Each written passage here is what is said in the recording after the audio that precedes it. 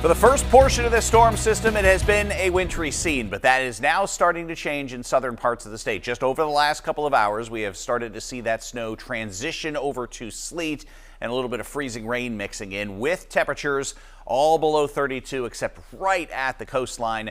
Here are a couple of the numbers coming in. And again, a general 4 to 8 with the snow continuing to transition to sleet has been the expectation for southern parts of the state, while that snow will continue to go farther north, and you're talking snowfall rates over an inch per hour. So if you're in places like Freedom, where you maybe have an inch or two of snow, or some spots up in far northern areas have 3 to 6 inches of snow already, it looks like the business end of most of this accumulation will continue here over the next 3 or 4 hours, as we are expecting the snowfall rates to continue to pick up as you go into the northern half of the state. Southern areas of the state, again, the transition has continued in southern areas over to that icy mix, at least initially as sleet, but likely changing also over to some freezing rain, which is going to mean continued difficult travel and the potential of any sort of ice accumulation and some scattered outages going through this evening.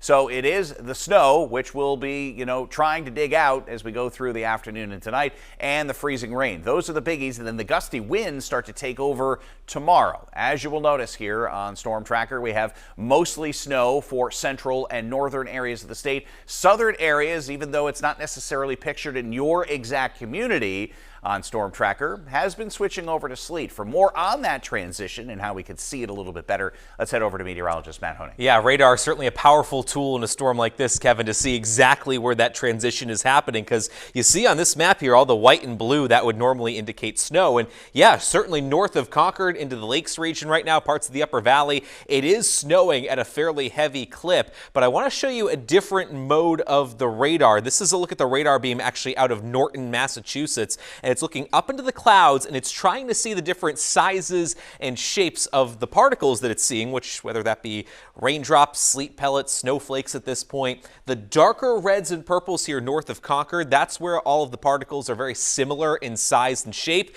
and that is where it's certainly still cold enough for snow. But note the yellow and green colors over areas like Bow, Hooksett, Manchester, over toward the coastline and back through much of the Monadnock region. This is actually where we're seeing the snow changing over to some sleet at this point, and that's making it just as far north as the state capital right now, right into the south side of the city of Concord, and we'll continue to see this surge northward in the hours ahead.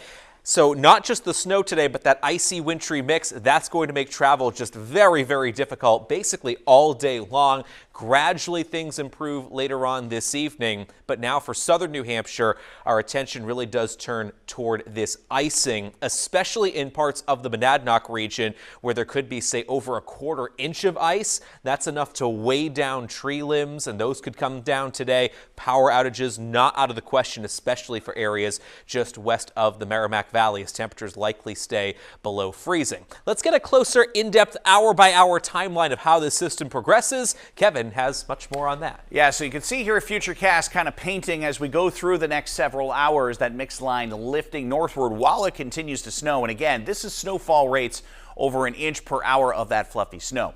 Past noon, 1 o'clock, we are still seeing that mixing in the southern half of the state, while up north, it will depend on your elevation if you're starting to see a little bit of a changeover here. And yes, maybe even plain rain closer to the coastline, while that mix continues of sleet and freezing rain in central and southern areas. You'll notice past about 7 o'clock tonight, it does somewhat start to fall apart. For the North Country, we'll start to see that light snow give way. Then it's all about the wind thereafter, and we're expecting gusts tomorrow over 40 miles an hour, and maybe a few more gusts as well going into the day on Tuesday. Next storm system, there's been a lot of talk about this. Most of the maps kind of shading that just a little bit farther to the southeast with the latest model runs coming in. And there's a look at your accumulation again. A lot of these areas, as you switch over, it's just a sleet accumulation kind of tacked onto it, while up north, a little bit more than that, obviously, and you're talking double digits for snowfall in quite a few areas in the North Country. 7-day forecast has some gusty winds around tomorrow and Tuesday, and quieter weather going forward, especially if that system Thursday slides to our south.